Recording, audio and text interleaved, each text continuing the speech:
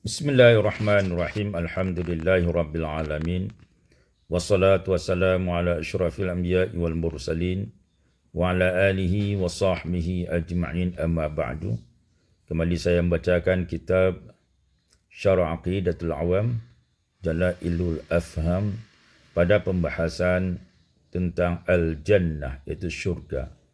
Ini merupakan proses perjalanan hari akhir berikutnya setelah lewat selamat dari menjalankan melalui sirat, ya, yang terbentang antara mahsyar dengan syurga, jalan ke syurga, di bawahnya ada neraka. Selamat ya, maka adalah prosesnya adalah al-jannah, masuk syurga. Wahya darus thawab.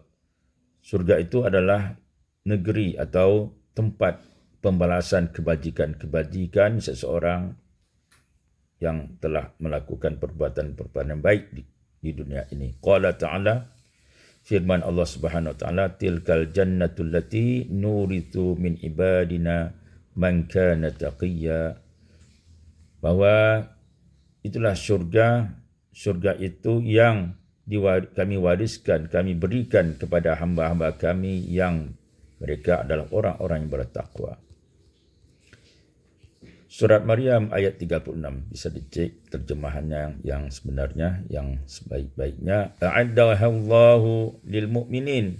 A'addahallahu lil mu'minin. Syurga ini a'addaha, dipersiapkan Allah, oleh Allah bagi orang-orang mukmin, min ibadihi, yang di antara hamba-hambanya, khalidina, kekal di dalam, fiha, kekal mereka itu di dalamnya, abadan, ya, abadi, kekal abadi.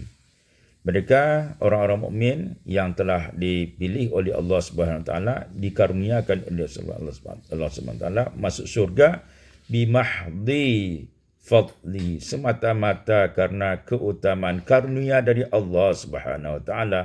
Karena rahmat Allah Subhanahu wa taala seseorang itu masuk syurga.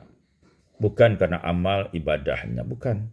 Tapi karena rahmatnya, kena keutamaan dari Allah, karunia dari Allah Subhanahu wa taala, seorang itu masuk syurga. Bukan karena amalnya. Karena apa? Karena amalnya tidak sebanding dengan nikmat-nikmat yang diberikan oleh Allah Subhanahu wa taala. Kita beramal adalah mencari keridhaan Allah Subhanahu wa taala. Bukan dia menentukan kita, bukan amalan kita menentukan kita masuk syurga, tapi adalah rahmat dan karunia Allah Subhanahu wa taala. Ini perlu kita tanamkan, kita yakinkan dalam i'tiqad kita. Fiha ma tashtahihil anfus, di dalam syurga itu terdapat apa saja yang kita inginkan, apa saja yang diinginkan oleh seseorang, oleh jiwa, akan ada di dalamnya. Wa fiha, dan di dalam surga itu, mala ainun ra'at, terdapat sesuatu yang tak pernah dilihat. Di dunia ini kita tidak pernah melihat, tapi di surga ada. Yang merupakan kenikmatan yang tidak bisa kita lihat di dunia ini, tapi di surga itu ada. Wala udhunun sami'at, dan tidak pernah kita dengar indahnya sesuatu itu, tapi di surga itu ada. Wala khatarun ala qalbi bashar, dan sesuatu yang tidak terlintas di hati kita di dunia ini ada di dalam syurga. Apa bentuknya wallahu alam. Nanti kita di syurga akan merasakan sesuatu yang tidak ada di dunia ini tapi ada di akhirat, yang merupakan nikmat dan karunia Allah Subhanahu wa taala. La yamassuhum fiha nasabu, firman Allah Subhanahu wa taala. Qala ta'ala, di dalam surat Al-Hijr ayat 48, di dalam surga itu orang tidak merasa lelah, makan seenak-enaknya, ya, merasakan kenikmatan surga sepuas-puasnya, dia tidak merasa lelah di dalamnya. Wa ma hum minha bimukhrajin, dan mereka itu di dalam surga tidak akan keluar, ya, keluar dari surga, tidak.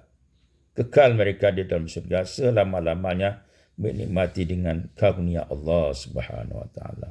Semoga kita termasuk ahli surga dengan rahmat dan ridha dan karunia dari Allah Subhanahu wa taala. Amin amin ya rabbal alamin.